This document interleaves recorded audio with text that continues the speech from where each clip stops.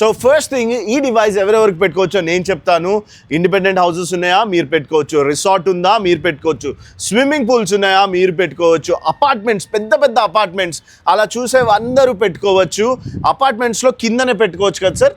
Yes, కింద కూడా పెట్టుకోవచ్చు, పైన కూడా పెట్టుకోవచ్చు. Depend upon the situation. మా టెక్నీషియన్ వచ్చి మీకు గైడ్ చేస్తారు. సో జస్ట్ మీరు కాల్ చేయండి, దాని ద్వారా మీకు ఫస్ట్ థింగ్ స్కేల్ అవుట్ గురించి మీకు క్లియర్ గా అర్థమవుతుంది, దాని గురించి ఎక్స్ప్లెయిన్ చేస్తాము. సార్ యాక్చువల్లీ ఇది మనకు కండిషనర్, ఓకే, ఇది ఎలక్ట్రానిక్ డివైస్ ఉంటది, ఓకే, దానికి ఒక పవర్ బాక్స్ ఉంటది, దానికి ఒక ఆటోమేటిక్ స్విచ్ ఉంటుంది. ఆటోమేటిక్ స్విచ్ ఏం చేస్తుందంటే ఎప్పుడైనా మనకు వాటర్ సప్లై వచ్చింది అనుకోండి అప్పుడే ఆన్ అవుతుంది, లేకపోతే బంద్ ఉంటుంది. సో పవర్ సేవింగ్ మోడల్ ఉన్నది. సో కరెంట్ ఎంత కాలుతుంది sir? Sir mobile phone charging లో ఎలా ఉంటుంది, DC పవర్ ఉంటుంది సార్, అంతే కరెంట్ కాలుతాయి.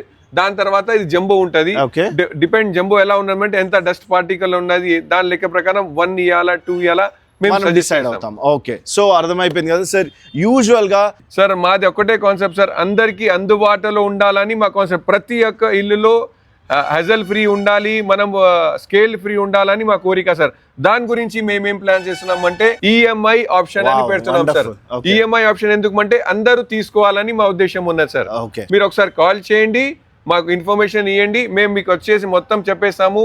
ఈఎంఐ ఆప్షన్స్ ఏమేమి ఉన్నాయి, ఏమేమి షెడ్యూల్ ఉన్నది అన్ని మేము ఇచ్చేస్తాం సార్. ఎందుకంటే మీరందరూ స్కేల్ అవుట్ వాడాలి.